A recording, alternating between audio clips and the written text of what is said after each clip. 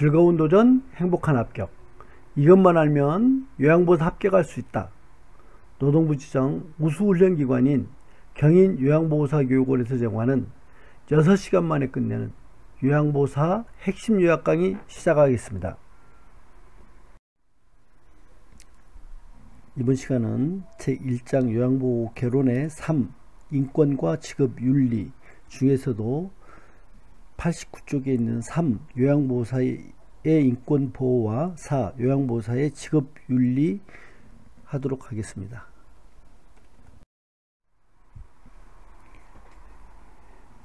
요양보호사의 인권보호 중에 요양보호사의 법적 권익보호 하도록 하겠습니다. 요양보호사들의 법적 권익보호를 위한 부분으로는 근로에 관한 보호, 안전에 관한 보호, 성희롱에 관한 보호가 있습니다.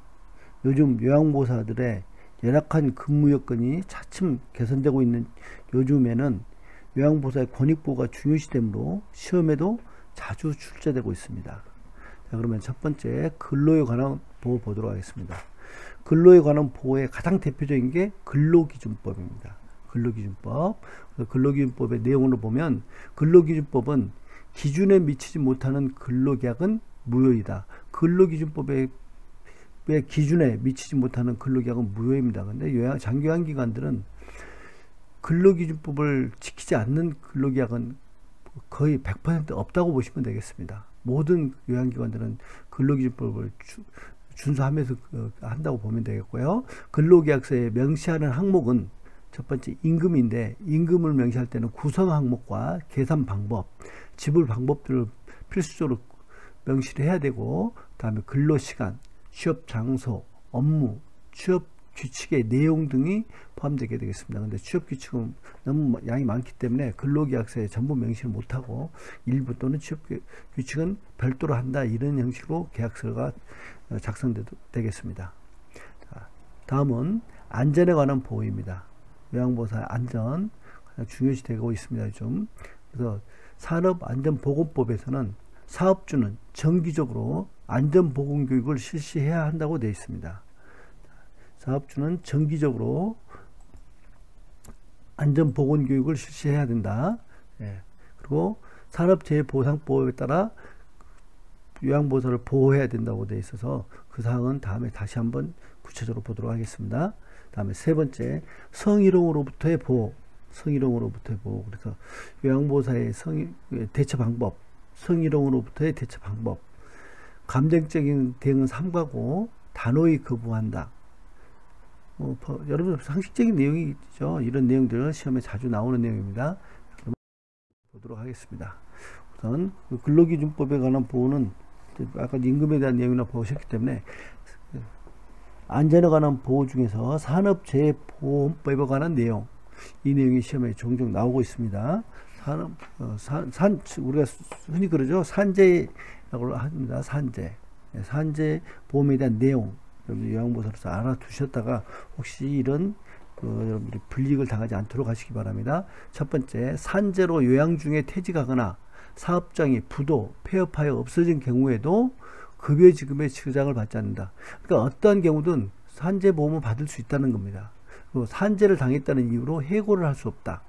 세 번째, 산재보험은 세금을 떼지 않는다.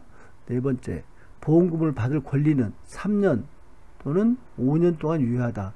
그러니까 회사를 퇴직했다고 하더라도 이 보험금을 받을 수 있는 권리는 3년 내지 5년 동안 유효하다는 거고, 보험급여는 양도 또는 압류할 수는 없다. 그러니까 양도 또는 압류할 수 없다. 그래서 이 산재보험료는 철저하게 지켜진다고 보시면 되겠습니다.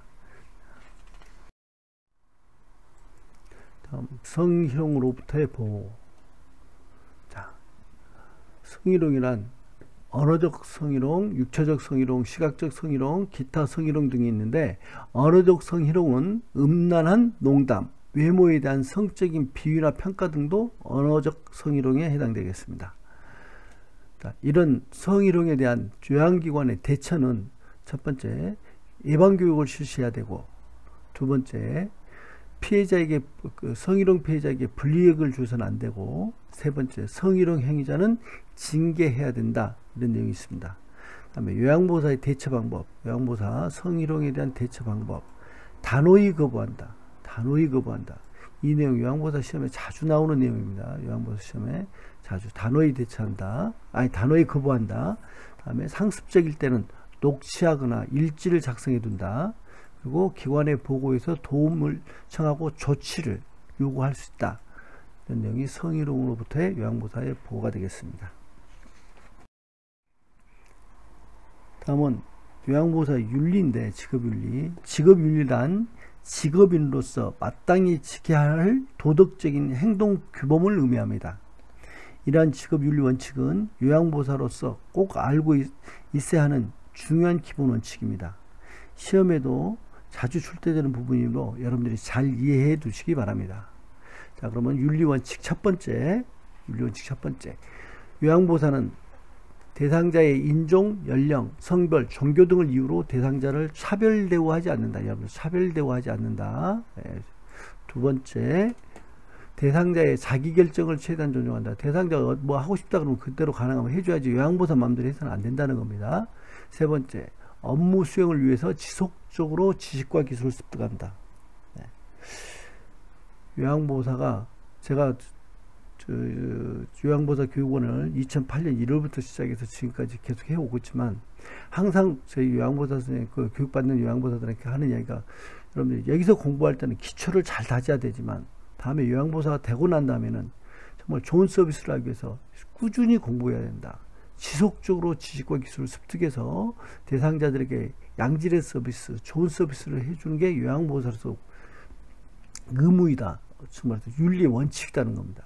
그래서 이거 여러분들 다음에 요양보호사 되고 나서도 꾸준히 요양보호사에 관련된, 요양서비스 관련된 지식과 기술을 꾸준히 지속적으로 습득하시기 바랍니다. 네 번째, 시설장의 지시에 따라 업무와 경과를 시설장에게 보고한다.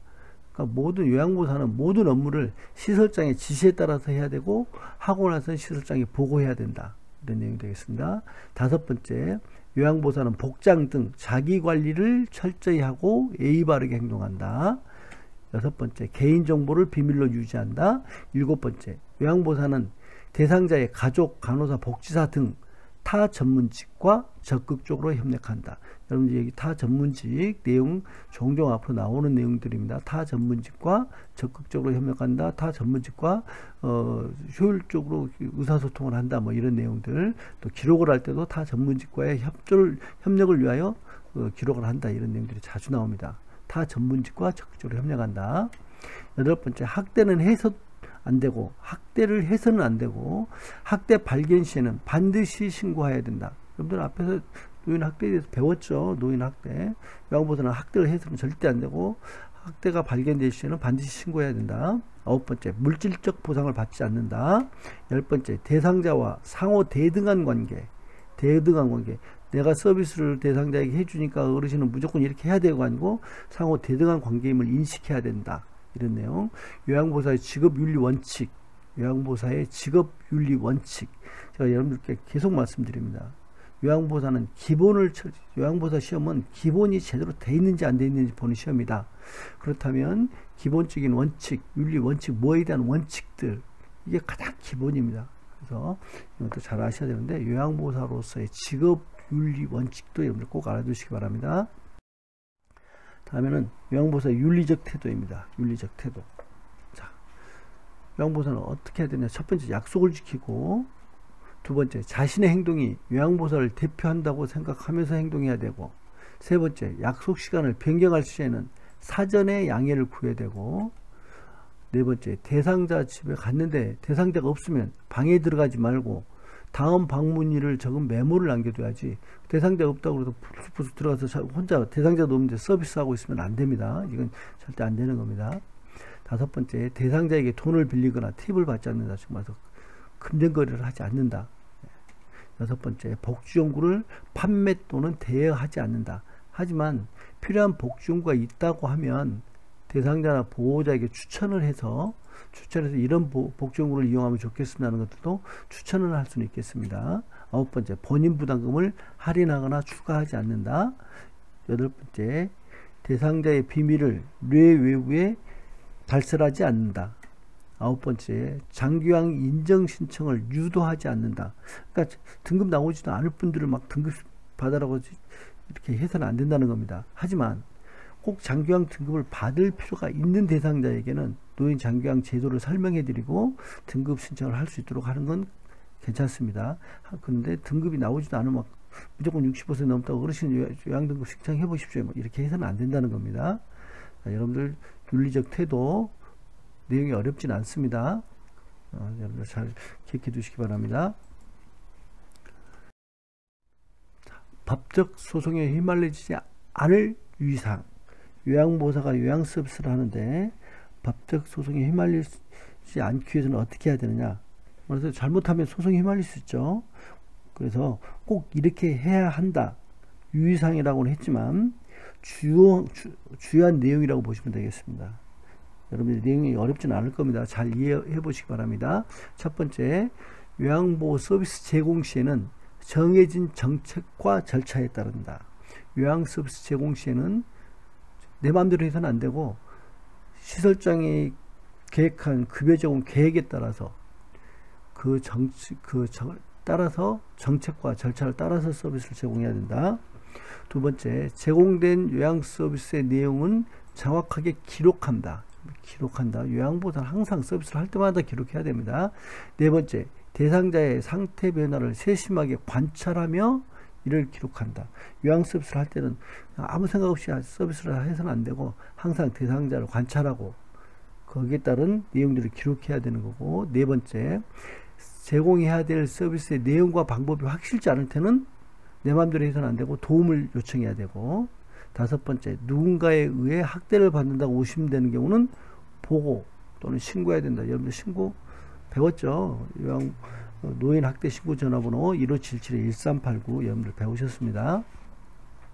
요양보호사가 소송에 휘말리지 않기 위해서는 이런 유의사항을 해야 된다는 거. 윤리문제 사례 하겠습니다. 윤리문제 사례. 요양보호사의 윤리문제 사례는 다양하게 교재에 예시가 되어 있습니다. 여러분들이 하나하나 외운다거나 일부러 기억하기에는 공부해야 될 분량이 너무 많지만 하나하나 상식적으로 생각해 보면 시험에서는 어렵지 않게 답을 찾을 수 있을 겁니다. 그래서 여기에서는 대표적인 대처 방법 3가지 정도만 보겠습니다. 사례 중에 첫 번째, 성적인 행동을 하는 경우 요양보호사는 어떻게 대처해야 되는가? 간단하죠. 단호히 거부한다. 여러분들 전에도 배웠습니다. 요양보호사의 성적인 보호에서는 단호히 거부한다는 거. 시험에 자주 나왔던 내용입니다. 단순 나왔지만 여러분들 기억해 두시도록 하고요. 두 번째, 본인 부담금을 면제해 달라고 하는 경우, 요양보호사는 어떻게 대처해야 되는가? 첫 번째, 불법임을 설명한다. 본인 부담금을 면제해 주는 건 불법입니다. 그래서 불법임을 설명하고 면제해 주지 않는다. 면제해 주어서는 안 된답니다. 두 번째, 불법을 신고하면 신고 포상금 제도를 설명드려서 신고하면 포상금을 받을 수 있다는 제도를 설명해 드리면 되겠습니다. 우선 불법 본인부담금 면제해 달라고 하면 불법이니까 이건 해드릴 수 없습니다. 그러면 혹시 뭐 다른 사람이 이렇게 저렇게 한다고 하더라. 그래서 나도 면제를 해달라 그러면 그건 그러면 신고를 하시면 신고 포상금을 받을 수 있습니다. 이렇게 안내해 드리면 되겠습니다. 세 번째, 사용했던 기저귀를 재사용하라고 하는 경우, 사용했던 기저귀를 다시 사용하면 어르신에게는 어떤 영향을 미칠까요? 여러분 생각해 보시고요. 자, 대처 방법. 첫 번째, 대상자에게 해가 되는 행위는 무해성의 원칙에서 어긋난다는 것을 설명한다. 무해성의 원칙. 여러분들 처음 들어보실 말씀이죠. 무해성의 원칙이란 뭐냐? 대상자에게 해가 되는 행위를 서비스를 제공자는 해서는 안 된다 하는 게 무해성의 원칙입니다. 그래서 대상자에게 해가 되는 행위를 서비스 제공자는 해서는 안 된다는 것을 설명하고, 두 번째, 기저귀를 재사용하면 대상자에게 해가 되므로 재사용할 수 없다는 것을 설명하고 새로운 기저귀를 사용한다. 뭐 상식적인 내용입니다.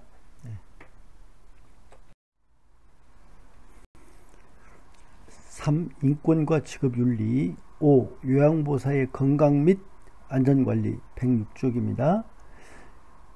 요양보호사의 건강 및 안전관리 부분은 요통을 예방하기 위한 예방 방법과 감염 부분이 굉장히 중요합니다.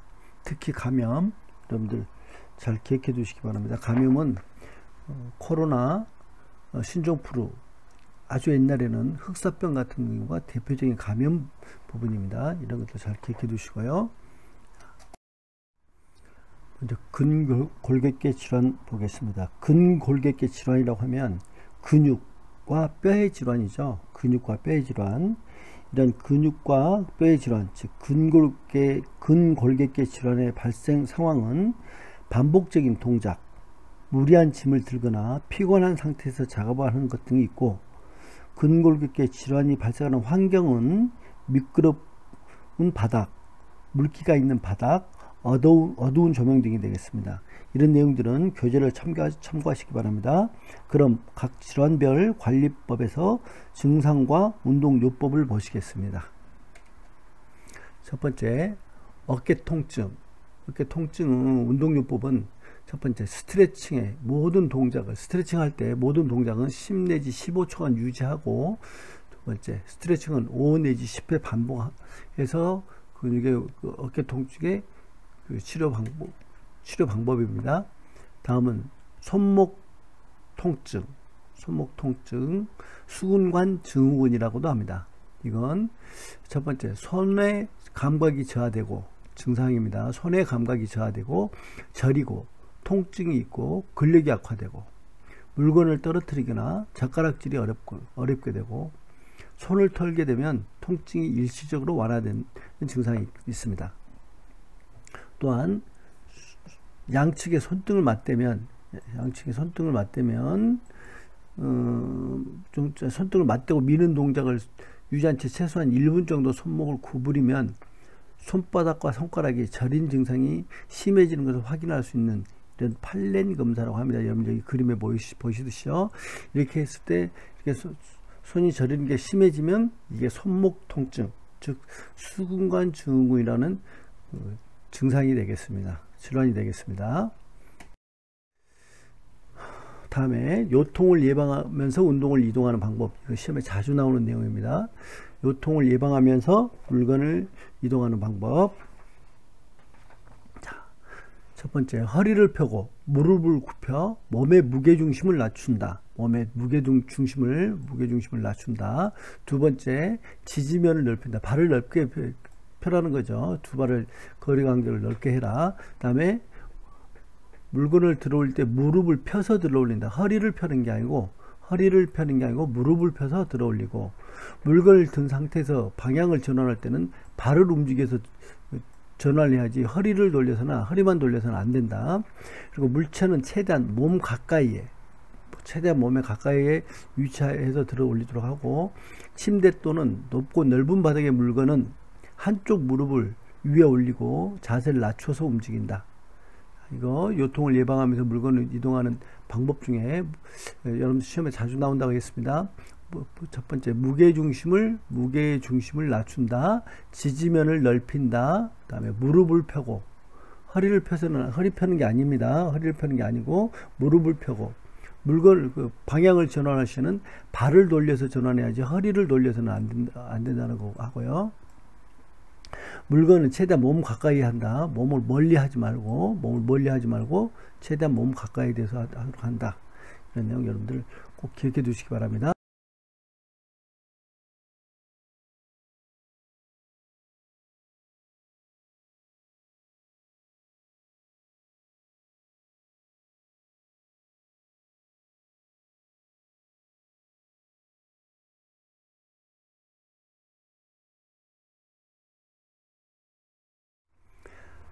근골격계 질환의 초기 치료인데요.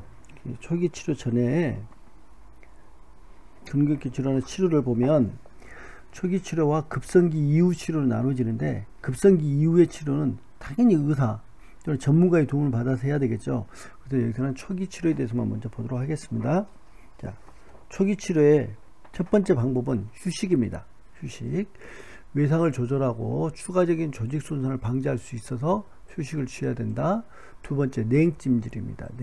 냉찜질은 세포의 대사 과정을 늦춰 손상과 부종을 감소시키기 때문에 냉찜질을 해야 된다. 그러니까 초기 치료는 분명히 냉찜질입니다. 근데 만성 치료는 온찜질입니다. 그러니까 초기에는 만약에 갑자기 무슨 초기에 어떤 근골격 질환이 근육이 아프다 그럴 때는 냉찜질을 해야 되는데 계속 만성일 때는 온찜질을 해야 돼요. 그래서 여러분들 여성분들 특히 찜질방 많이 가시죠. 그게 만성 통증에 좋기 때문에 찜질방을 가시는 겁니다. 초기에는 꼭 냉찜질입니다. 이거 냉찜질 시험에 몇 번 나왔던 내용입니다. 여러분들 잘 기억해 두시고요. 다음에는 압박, 손상 부위에 축적되어 있는 부종을 조절하고 원하지 않는 움직임과 통증을 줄여주기 때문에 압박 붕대로 감는다 할지 손으로 딱 완전히 감싸준다 할지 하는 겁니다. 다음에는 올리기, 손상 부위를 심장보다 높게 심장보다 높게 올리는 것은 모세혈관의 압력을 줄임으로써 정맥혈의 회귀를 증가시키고 부종을 줄여주기 때문에 근골격 질환이 있는 부위를 올려주라는 겁니다. 전신 스트레칭. 자, 스트레칭입니다. 근골격계 예방을 위한 제일 중요한 방법은 스트레칭입니다. 모든 운동, 모든 그 근무, 업무를 시작하기 전에 항상 스트레칭을 하면 모든 것들의 그 근육의 긴장을 풀어줘서 부상을 예방하고 혈액순환을 촉진시키기 때문에 항상 아침에 일어나서도 스트레칭, 업무를 시작할 때도 꼭 스트레칭을 해야 되겠습니다. 그래서 스트레칭의 목적은 부상을 예방하고 혈액순환을 돕는 게 되겠습니다. 그러면 스트레칭 하는 방법, 정말 주의사항입니다. 여러분들 교재에 보면 주의사항이라고 나와 있습니다. 자, 같은 동작을 5 내지 10회 반복한다. 두 번째, 동작과 동작 사이에 5 내지 10초 정도 휴식한다. 세 번째, 통증을 느끼지 않고 시원하다는 느낌이 들게 실시해야 되고, 네 번째, 스트레칭 자세를 10 내지 15초 정도 유지해야 되고, 상하 좌우 균형 있게 해야 되고, 여섯 번째, 호흡은 편안하고 자연스럽게 실시해야 된다.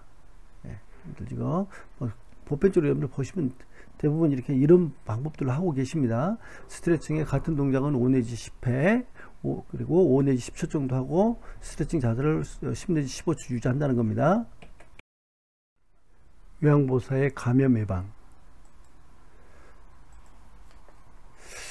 전자에도 말씀드렸지만 코로나19나 메리스, 아주 옛날에 흑사병 같은 전염병에 의한 사회생활의 변화가 아주 급격히 이루어졌습니다. 그래서 요양보호사들은 감염 예방을 위해 아주 철저히 하시므로 시험에도 자주 출제되는 부분입니다. 우리 교재에 가장 일반적인 감염 부분만 공부하지만 감염 예방의 가장 기본 원칙인 손 씻기, 위생관리만 잘해도 모든 감염 예방의 70%를 실행한다고 보면 되겠습니다. 교재 119쪽부터 보시겠습니다. 자, 감염 예방을 위한 기관의 역할은 뭔가? 첫 번째, 적절한 보호 장구를 지급해야 하고, 두 번째, 예방접종을 실시해야 되고, 세 번째, 정기적인 건강검진을 받도록 해야 됩니다. 그래서 장기관기관에서는 1년에 한 번씩 전 직원들의 건강검진을 받도록 하고 있습니다. 그리고 감염 예방 교육을 1년에 한 번씩 필수적으로 실시하도록 되어 있습니다. 다음은 요양보호사의 예방 역할입니다. 요양보호사의 예방 역할. 요양보호사가 감염된 경우에는 대상자와 접촉을 피하고, 대상자가 감염된 경우 요양보호사는 보호장구를 착용한 후에 접촉을 해야 되지만, 가장 기본적인 거 아까 말씀드렸습니다. 요양보호사 손을 자주 씻어야 되고, 두 번째, 개인 위생을 철저히 하고 적절한 소독을 실시해야 된다는 것, 감염 예방의 가장 기본 원칙입니다. 요양보호사에게 흔한 감염성 질환들 보겠습니다. 질환별로 증상과 관리법이 나오는데, 첫 번째, 결핵입니다. 결핵은 공기를 통한 감염 질환으로, 결핵은 공기를 통한 감염 질환입니다. 그래서 신체 여러 부위에 침범할 수 있지만 대부분 폐결핵으로 발생하는 경우가 있습니다. 그리고 2, 3주 이상 기침, 발열, 체중 감소, 수면 중에 식은땀 등의 증상이 나타날 경우 결핵 검사를 필수적으로 받아봐야 되고, 호흡기를 통해 감염이 되므로, 공기를 통한 호흡기를 통해 감염이 되므로 결핵 환자가 사용한 물건을 함께 사용하는 것은 괜찮습니다. 여러분 이거 꼭 관심 있게 보시기 바랍니다. 결핵은 호흡기를 통해서 감염이 되기 때문에 물건을 통한 감염은 되지 않기 때문에 같이 사용할 수 있다. 다음에 결핵균은 햇빛에 약하므로 직사광선을 쬐면 죽게 되고, 그래서 침구 등은 일광소독을 하는 것이 중요하겠습니다. 다음은 독감, 인플루엔자입니다. 인플루엔자. 독감 예방은 10월에서 12월 중에 받는 것을 권장하고 있고, 증상이 생긴 후에는 5일 이상 병을 퍼뜨릴 수 있으므로 인플루엔자에 걸린 요양보호사는 일주일 이상 쉬어야 되겠습니다. 다음은 노로바이러스 장염입니다. 장염, 노로바이러스 장염. 원인은 오염된 음식, 익히지 않는 음식, 그리고 오염된 음식, 익히지 않는 해산물 등을 섭취함으로써 노로바이러스 장염의 원인이 되겠습니다. 전파가 잘 되므로 증상이 약하더라도 2-3일 동안 업무를 중단해야 되겠고, 회복 후 2-3일 정도 음식 조리에 불참해야 되겠습니다. 그리고 어패류 등은 반드시 익혀 드셔야 된다는 거 일반적인 상식이죠. 다음은 옴입니다. 옴. 여러분들 옴, 옛날에만 옴이 있는 것 같은데 근래에도 옴은 종종 발생하고 있습니다. 자, 옴은 감염력이 매우 강하며 접촉할 때 잘 옮깁니다. 옴은 접촉을 할 때 잘 옮기는 겁니다. 아까 결핵은 접촉을 해도 괜찮다고 했는데, 사용한 물건을 써도 괜찮다고 했는데 옴은 그렇지 않습니다. 옴은 여름철에 발생이 많고 겨울철 11월부터 4월달 사이에는 적게 나타나고 있습니다. 대상자는 물론 옴에 걸리게 되면 대상자는 물론 동거 가족, 요양보호사 등도 동시에 치료를 해야 된다. 그 질환이 있는 사람만이 아니고 그 주변에 있는 분들은 모든 분들이 동시에 치료를 해야 되고, 뜨거운 물로 10분에서 20분 세탁하고 3일 이상 사용하지 않아야 됩니다. 그리고 세탁이 어려울 경우에는 햇빛에 건조하거나 다려서 사용할 수도 있겠습니다. 다음은 머리닛이 되겠습니다. 머리닛. 증상은 두피에 심한 가려움과 머리에 있는 거니까 두피에 심한 가려움과 그리고 굵은 상처, 석회 등이 나타나겠습니다. 치료는 살충 성분이 포함된 샴푸로 감으면 치료가 완료됩니다. 관리는 감염자의 의류 등은 뜨거운 물, 55도 이상의 뜨거운 물에 세탁한 후에 건조해야 되고, 55도 이상의 뜨거운 물에요. 그리고 침구류 등에 떨어진 이가 48시간 이상 살 수 있으므로 재감염에 주의를 해야 되고, 감염자가 앉은 자리, 사용 가구는 진공청소기를 사용해서 청소를 하는 것이 좋겠습니다. 물론 요즘 대부분 진공청소 사용하지만요. 이상으로 요양보호사의 흔한 감염성 질환에 대해서 마치겠습니다. 자, 여러분들 요양보호사의 여러가지 근골격 질환부터 요양보호사 건강 및 안전관리 부분 공부하셨습니다. 이 부분에서 특히 요통을 예방하기 위한 방법과 요양보호사의 감염질환, 여러분 감염질환에 대해서 좀 더 관심 있게 꼭 보시기 바랍니다. 감염질환은 여기 나와 있는 예 말고도 보편적인 감염질환에 대한 거, 가장 중요한 게 손 씻기, 개인위생 철저하는 거 꼭 기억해 두시기 바랍니다. 수고하셨습니다.